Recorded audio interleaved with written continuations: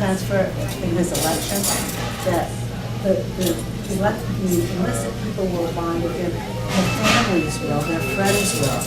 And then when you combine that with being a coach and being with a teacher and being such a common sense person that doesn't sound like he's trying to buffalo you and be above you, his nose up in the air, that's going to connect with those working white guys that are feeling left out right now. It's going to connect with some of the other disenchanted Democrats for whatever reason there is.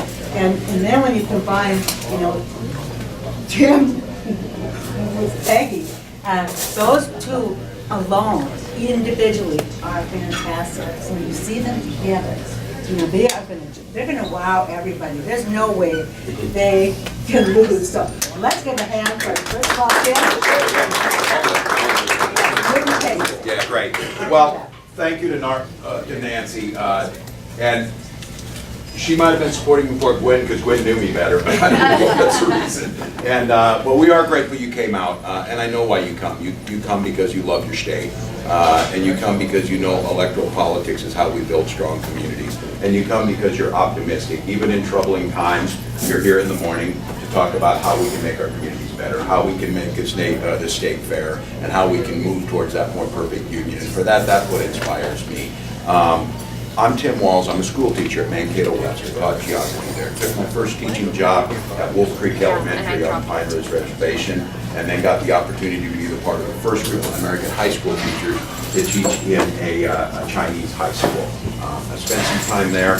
Came back to western Nebraska, where I was teaching, and there was just wonderful, exotic English teacher next door who had this wonderful accent and said, "Oh yes, my family lived in Minnesota, Minnesota." And I thought, what a wonderful place when my wife Gwen, who eventually became my wife, would talk about a place that so valued education, a place that so valued community, a place that so valued investing in their university systems, a place that seemed to me something where you weren't just on your own, that there was a lot of folks there to make life better for everyone. And so we moved our family about 22 years ago to Mankato, where Gwen is still in the school district there. Our daughter Hope is a junior at Mankato West High School, and our son Gus, who will turn 11 on Friday, is a 5th grader at Roosevelt Elementary. And I never planned my life to run for office, but I came back after a deployment with my Guard Unit in 03 and 04 in support of enduring freedom. And I, like so many people, was frustrated with our policies. I was frustrated with our policies in Iraq. I was frustrated with our economic policies that felt like people were working harder and couldn't get further ahead. And we were discussing this last night. It's almost quaint to think how frustrated we were during the Bush administration, and now to see that today, and those frustrations. But the one thing I saw through all that I asked myself the question so many of you asked, what can I do to make it better? Not just for my children, but for all of them. With an understanding as a classroom teacher that the most fundamental thing we can do is to ensure that every single child has that opportunity to succeed and be the best they can be. It is not only morally the right thing to do, it's economically the right thing to do. To make sure the state of Minnesota has the best qualified workforce, and then to make sure that the state of Minnesota has the healthiest people by ensuring that every single person has access to affordable health care. It is not some type of socialist stuff that's dream. It's just common sense and basic decency that if someone is sick, they would get treated from that. I'm proud that I voted for the ACA. I'm proud that I've supported it 79. But I've said through the whole time and the whole process, health care and healthcare reform is a journey, not a destination. And we've spent most of our time focusing on insurance reform, and we can start to make sure we get people in and start to focus on wellness. And all of those big fights are going to be done at the state level. And so I'm running for governor because I was that guy growing up where I watched my father get sick and I watched my mother have to put off retirement for nearly 15 years to pay the medical bills. I was that kid, though, that saw that there were giants, many of them sitting here and others who have worked throughout their lives to make programs in place to help people. Thank God for Social Security survivor benefits. When my 8-year-old brother was able to get through school, my mom was able to go back, retrain, and take a job at a nursing home there. I am that guy who knows that I am the products of public schools, both public elementary, secondary, and post-secondary. I'm a proud graduate of Minnesota State University Mankato, and I know the people who work there, and I'm glad to say this, the interfaculty organizations that are great Minsky organizations are the first union to endorse the Flanagan Walz ticket for governor of Minnesota. So, but I'm also that teacher who knows that every child comes to that room with different things, and I'm that teacher too who took money out of my paycheck to make sure that child got what they needed so that they had that opportunity. And I believe deeply in that. I believe deeply as a basic human decency, but I believe as a state that we are so much better if every child has that opportunity. And I'm running for governor because I'm hopeful about our future. I know, and I work every day in Washington right now with these folks. So when people walk up to me and say, "Oh, Tim, I'm really worried about the future," my first inclination is said, I work with these guys, you should be worried. But my instincts as a coach, a teacher, a soldier, is to say, if you don't like what that future looks like, let's create our own. So I'm coming back to Minnesota. I believe I give us the best opportunity, along with Peggy Flanagan, to unite our state and end this ridiculous idea that there's a greater Minnesota and an urban Minnesota. This idea that there are not differences in different investments. This idea of division and hatefulness to our neighbors and a politics that finds you acting like I would not expect out of my 11-year-old towards world leaders and serious issues that are affecting us. We can do better than that. And if we're not going to do it there, we can do it here. And there can be that hopefulness. So we're out here to get to listen, to get to know, but I wanted to just give you an introduction. My pledge to you, just like I did in southern Minnesota, when we ran the first time, someone reminded me and said, "Tim, there's only been one other Democrat in 125 years win in southern Minnesota, and we became the second." And someone then told us, "Well, you can't win unless you have these certain positions." I can only be who I am. I can only talk about who I am. So I ran strongly on the idea that it's none of our dang business who people love and want to marry. It's none of our business, and we shouldn't get involved in people's healthcare decisions that they make, but we should make sure they have affordable, accessible care to that. And I ran strongly in a rural district, one of the last Democrats in a rural district, on the idea that every adult who looks at the data recognizes that climate change is real. We have a responsibility to try and address it, but it can be hopeful because we can create the jobs of the future right here across all of southern Minnesota, from wind turbines to biofuels. They're there. People are working. We're moving forward. And anymore, you go outside Claremont, and there's a wonderful solar field that stretches clear across there, powering the entire community. Those are the things that we can do. And so my pledge to you is just like I said when we moved to Mankato, I joined the football staff, and they said, "Tim, we're kind of struggling." And I said, "What's struggling mean?" "Oh, we're 0-27, we had 0 in 3 years." So I was hopeful, and I got in there. And that first year, my leading scorer in the last game of the year was my defensive tackle. We scored 2 points on a safety all year. And we went 0-9. But 2 years later, we won a state championship, and they won 4 more. And the idea was, it had nothing to do with the kids. They were still there. It has everything to do with what we do together. Nothing I've accomplished in my life I've done alone. I've done it by building strong teams. I've done it by understanding my limitations and what I know. But as your governor, what I can tell you is, I will build the coalitions that will tackle the hardest issues. I will not avoid them. I will not denigrate my neighbors. And I say this often, I do not disagree with my Republican colleagues because they're Republicans. I disagree because they're wrong. And that's a big difference. And then it's my job to tell people why. And my constituents in southern Minnesota this year, overwhelmingly, just like you know happened up here, overwhelmingly supported President Trump. But they sent me back to do the job. They know me, they trust me, they don't always necessarily have to agree with me. And in the state of Minnesota, we're at a tipping point. We're the last of the progressive blue states that said in the upper Midwest. Michigan went, Ohio went, Wisconsin went. And it went on this pledge that something's wrong with America, that someone else was taking, and it created this rift that wasn't real, and it placed blame on people, and it came up with no solutions. We're not playing that game. We're going to continue on with the policies that made Minnesota great. We're going to invest in education. We're going to invest in infrastructure. We're going to invest in research at our great universities. We're going to make sure that people have health care. And we're going to do things that grow businesses and be excited when people make their way in the world. And we want to see people be successful. And we've got great homegrown businesses in Minnesota that are doing just that. But I can't do it alone. I'm going to need you, and more importantly, I'm going to need a partner. There's going to be the model that Governor Dayton and Lieutenant Governor Smith has set up. This is not about me going out and trying to find a lieutenant governor. This is about my friend Peggy, who was my trainer, who taught me. I didn't know, I decided when I was gonna run for office, I was just mad as hell and was gonna run for office. And Gwen said, couldn't you just have written a letter to the editor? And now we did all this or whatever. No, because we had to get engaged. But I needed someone to understand, and I can still remember so clearly, I didn't really understand the way politics worked. I watched people always give these talking points, and they had this stump speech that was right down the line, and they sounded just so practiced and boxed in or whatever. And Peggy said, when I asked her about that, and she goes, yeah, that's the surest way to lose. What you need to do is look at people, understand where their heart is at. Don't look for the center of the politics. Look for the center of their lives, and then speak from the experience you've had and try and be there to help. And so that advice served me well. I have oftentimes turned back to Peggy. I've oftentimes picked up my phone when I have not got it right to make sure when someone was there to tell me that about why it was, and someone to let me understand. What may impact people in Mankato or Waseca is different than what may impact people in Minnetonka or in Minneapolis or St. Paul. And so it's a great pleasure for me, if you haven't got this chance, but Nancy's right, when the state of Minnesota sees this, we have got a jewel of a native daughter. We've got a jewel of a legislator, of a mother, of a thinker, who is going to be the next lieutenant governor of the state of Minnesota, Peggy Flanagan.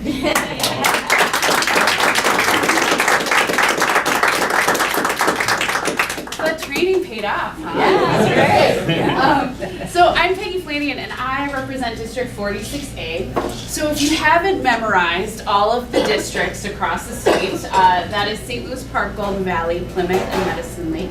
I'm also a member of the White Earth Nation of Ojibwe, and I'm just really excited to be here in Moorhead this morning. I came to this, in a sort of interesting path, and I think that's why, Tim and I are working together. We've got a diversity experience, and that's what we're trying to bring to this work. My mom moved us to St. Louis Park when I was just a baby, and she used a Section 8 housing voucher for us to find a place to live. And she moved us to St. Louis Park because she knew that I'd have opportunity to go to great schools in stable neighborhoods and have a community that would lift us up. And that's exactly what happened.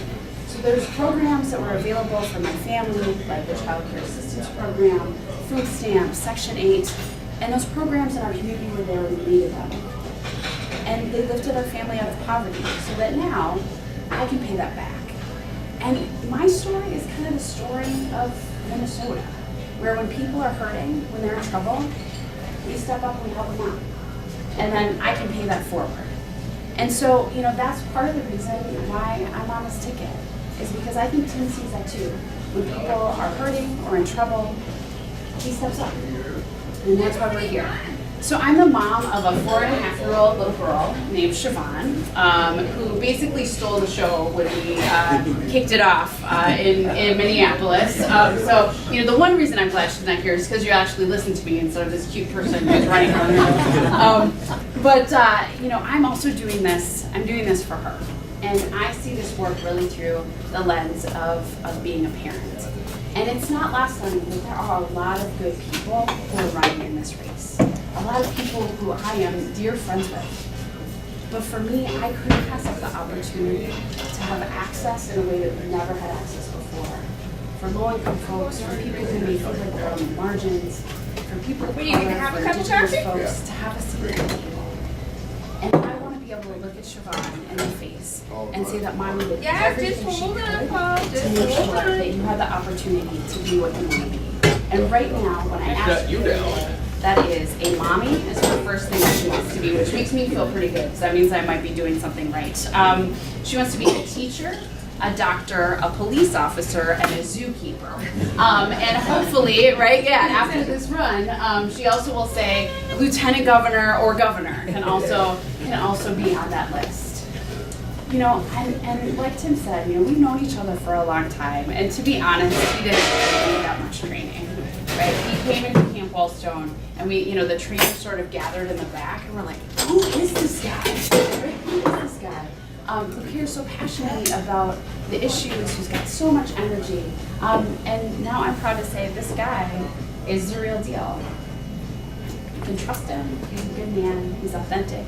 He knows who he is and where he comes from. And that's why we decided to run together. So Tim sees the full potential in those around him. And, you know, for those of you who are teachers, you know that that's your job, right? Is to see the full potential in those students in the classroom. He saw the full potential in the players on the field, even when they were 27. Oh, 27. So he saw the full potential in those players on the field, and also saw the full potential in the soldiers and the colleagues that he served with. And so I think that Tim sees, and you probably heard it in his voice, the full potential in Minnesota. And that's what we need. It's not about urban versus greater Minnesota. I hear that all the time at the Capitol. I don't want to talk about that anymore. Because the reason that we're here in Moorhead and we're in Bemidji, right, we're in Duluth and we're in Mankato, is because we see the full potential in all of us. We know, right, that those values are coming together, you know, to help people out when they need a hand, and then also to be able to pay that back. That's who we are. And so you're going to see a lot more of us here in Moorhead. I'm distracted by the pictures of delicious pumpkin pie a little bit later. But thank you so much for coming out. And we just ask that, you know, you tell us what's on your mind, and continue to invite us back, because we're going to be here and we're going to do this together. And it's not about, you know, Tim going to greater Minnesota and me focusing on the metro. That's not winning politics. And winning politics is when the two of us show up together all across the state, and you know that we have your backs on this thing. So thank you so much for coming out, and we need your help, we need your support, we need your votes, we need you to go to caucus, we need you to go to the convention, but more than anything, we just need you to talk to your friends and neighbors about what's really important to you and to talk to us. So thank you so much for coming out, and we'll be happy to visit with you a little bit more. Thank you.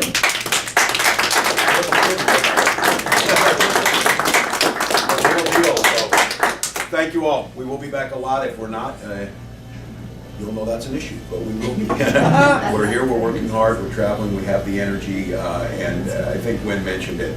One of the things in a campaign is how you conduct yourself. This can't be just wishful thinking. It can't be thinking you have the best 10-point plans. We always have those things, and we still lose elections. It's about a steely-eyed focus on making sure that we surround ourselves with the best campaign team. Gwen is here setting this up. She is one of those that we are making a commitment to our campaign being the best, the brightest, looking like Minnesota, the most diverse, and that's how we'll govern. So stay hopeful. It's a challenging time, but this is our time. And I used to always think, who were the people who fought those civil rights movements? Who were the people who fought the labor movements? Who were the people who fought the women's rights movements? And then, unfortunately, we found out it's come rushing back at us again. Every generation fights those, and out of each generation rises those leaders, and you're here to make that difference. This is on us. If we want to protect our rights to collectively bargain, because it will be the first thing that goes, we must win this governor's race. If we want to make sure we protect the right of people's access to health care regardless of pre-existing conditions, we must win this race. If we want to address climate change, we must win this race so that we can partner with progressive states like Washington and Oregon and others to make a difference and create those jobs here. That's what's on this. This is not about Peggy and Tim. This is about the Minnesota we want to see, and it isn't hyperbole. You know what will happen. Look no further than the south or to the east. The minute they win, you know what goes. And it's all the things that we talk about and know guilt at. All for a short-term tax break to the wealthiest amongst us. That's what this is about. So let's go inspire our neighbors. Let's go talk to them. Let's get all of those people who up here voted for President Trump and voted for Colin Peterson, voted for President Trump and voted for me, voted for President Trump and voted for Rick Nolan, folks that are there. They are still exist in Minnesota. And then let's get the folks who said, you know what, it wasn't even worth voting.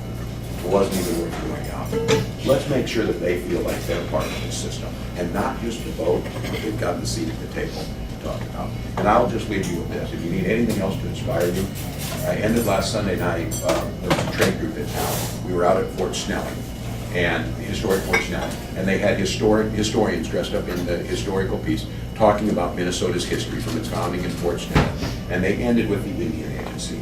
And the historian there said, you've heard a lot of great things about Minnesota. This part's not so great. The treatment of our Native people is something that's it's not good. It's something that we're not always proud of. And he goes, I wish I could tell you there's a little better history here. And that night, I knew this day was coming today, and I got to thinking, you know what's great about that is that history's not done yet. So when we win this race, and on January of 2019, when they swear Peggy Flanagan in as the next lieutenant governor of Minnesota, a daughter of the White Earth Nation of Ojibwe, a Native woman who will become the highest ranking elected Native woman in the history of the United States to assume that office, that's what Minnesota will do. That's right.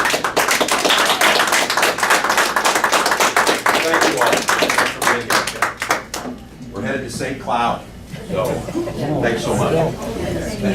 She's fabulous. My pleasure. Yeah, thanks for taking the time. Give us our time. So we're trying to take that. Thank you very much. As my absolute pleasure. Thank you. On this trip, this time of year, everybody's saying I'm sick, I don't want to shake hands, and I'm just saying, I just keep telling myself, that's my bullshit. Well, you did answer my question. For anybody who's worried. So you've been living up here and you were. I'm sorry. Were you teaching out here? Oh, good. Thank you for your support. Yeah.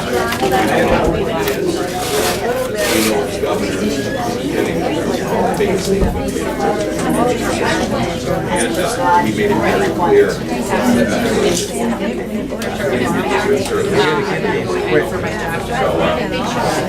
Yeah, no, we will be there, and that will be the voice of the governor. Thank you. Very straightforward. Yeah, thanks. Our neighbors are there, they are not all lost, and it doesn't have to be so painful.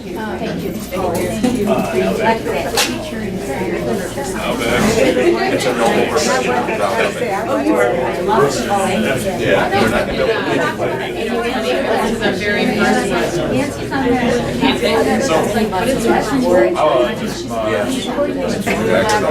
Yeah. I said they told you that you were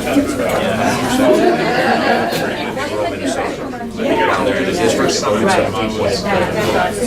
possible to talk to them about my and I do not question my neighbors' values, but I will not come back when they put women of health at risk. I have so many of my constituents that depend on mammograms, so there is some basic health. Thank you so much. Well, that's good. I hate to ignore. That's what it is. Thank you. Thank you.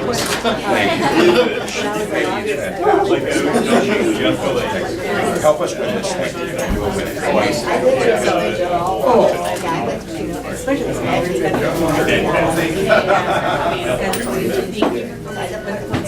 Yeah, no, it's always one of the time down, and it was a huge turnout. We did it in the cafeteria. Oh, I get that. It's deeply painful, but I said to have her there, that's a recommendation. Thank you. Lukewarm is not. I'll take you.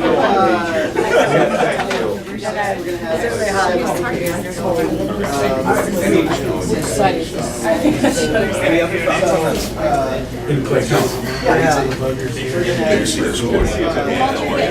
Good morning. We got a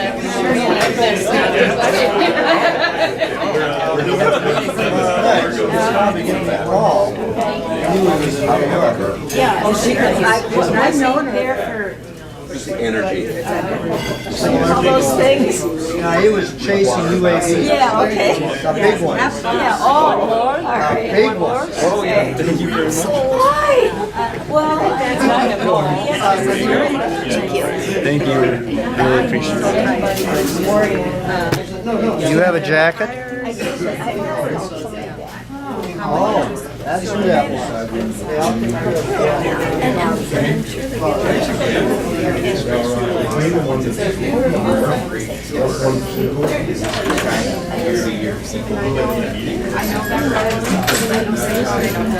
Oh, that's perfect. Yeah, okay. He just said, we're not going to do this because it's not practical.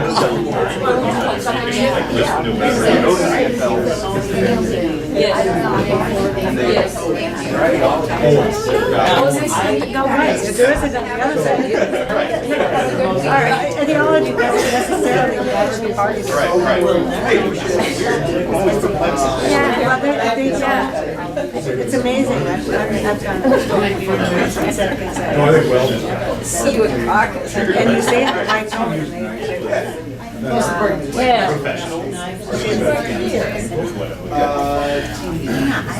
it's very interesting. Thank you.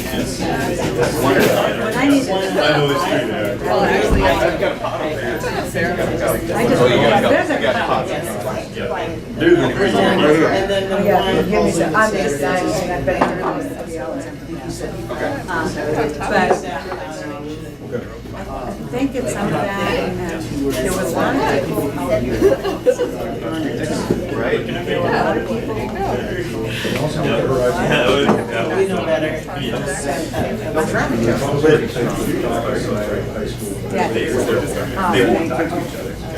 Yeah, so I think there were so many different dynamics going on.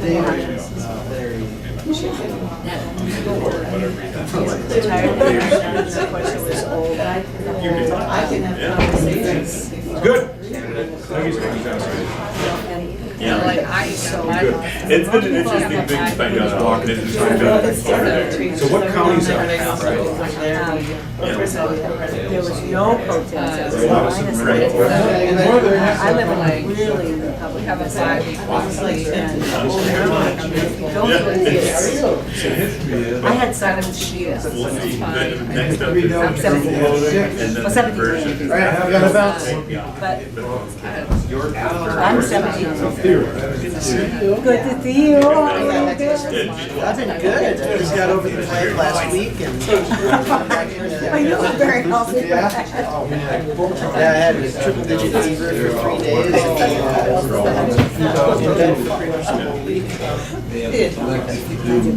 Yeah. I think I saw you.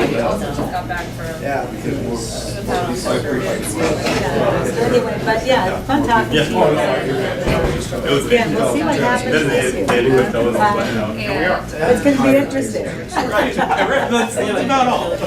you had to give a lot of stump speeches then? Have you had to give a lot of stump speeches? This is not the guy. Oh, really? I went down to school yesterday. Saturday. I went to the,